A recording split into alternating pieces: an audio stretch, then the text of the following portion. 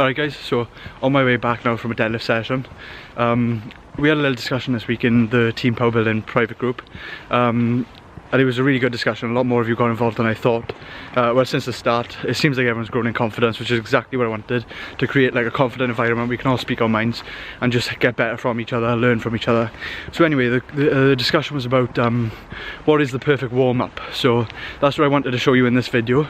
Just as I was warming up for my deadlifts, as I do, this is like the similar warm-up to how I warm up for every single session basically, but especially with compound movements I focus on mobility exercises that are going to improve, basically they're going to improve my lifts.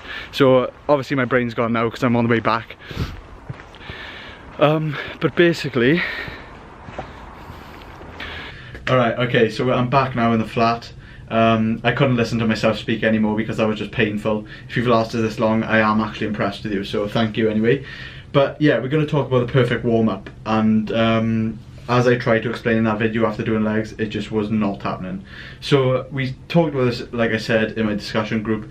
Number one, you want to start off with some form of low intensity, steady state cardio. This is going to raise the heart rate, it's going to get you sweating, it's going to get the blood moving around the body.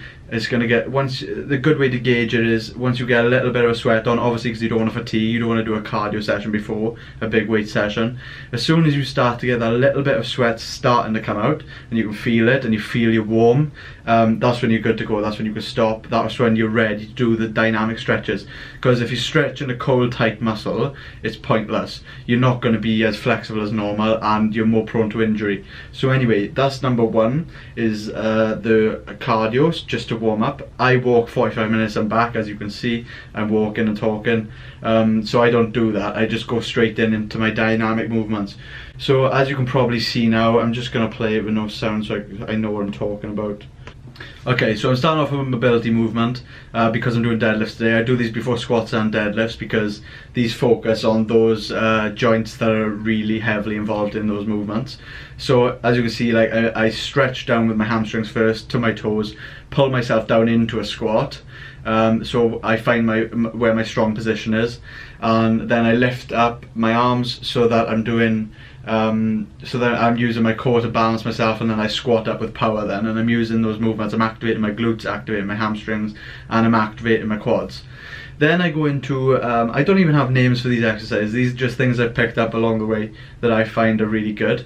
So when you're doing a deadlift, obviously you don't want to be hyperextended, which means your back's arched, obviously, not arched over, but arched backwards, so your actually back is people say keep your backs flexed in a deadlift, and you don't want to do that. I've had a lot of comments about me having slightly rounded back. Is it dangerous? And no, it's the only way to pull weights like 280 kilos like you're about to see. You can't pull that with a flexed, like a completely hyperextended back. You want to keep your back in a neutral. You want to have a neutral spine. That's when you're going to be strongest. So now we're moving on. I'm doing like I don't even know the names of these. I've just picked them up from football, rugby, playing in the past.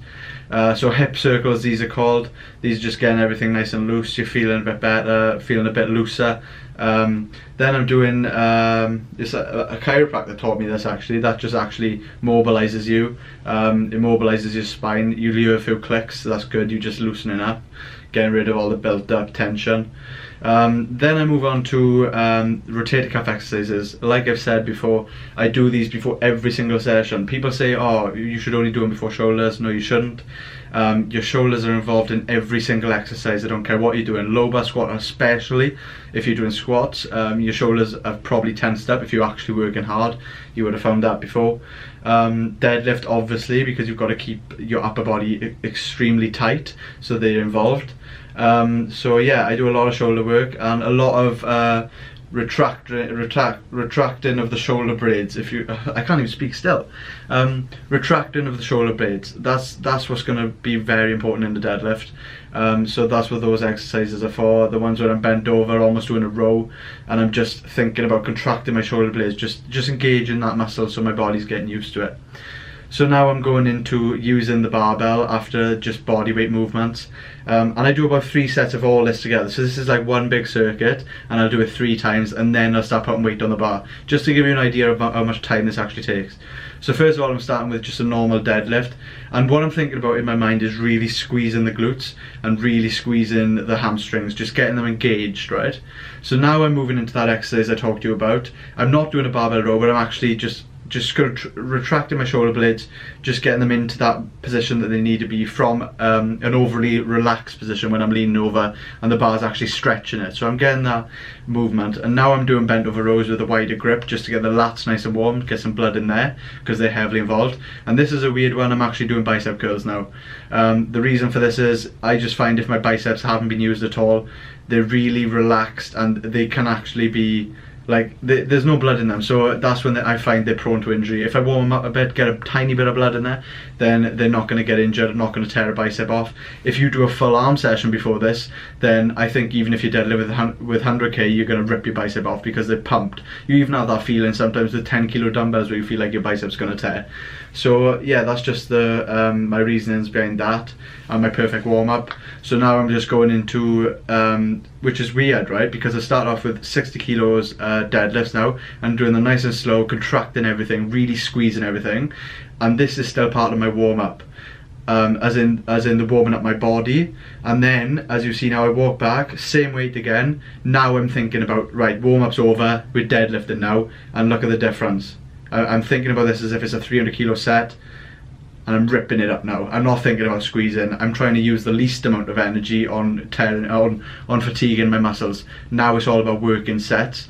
Even though they are still warm-up sets and they're extremely light, I'm treating every set now like it's like 270, 300 kilos, whatever. So yeah, I'm walking into this set now. This is like, you can see I'm mentally focused. I'm just going to leave it play so you can enjoy the video. And yeah, we're working up to a big set today of 280 kilos. So I won't speak at the end. Just enjoy the video, subscribe, like, comment what you want to see. And yeah, I'll see you in a bit.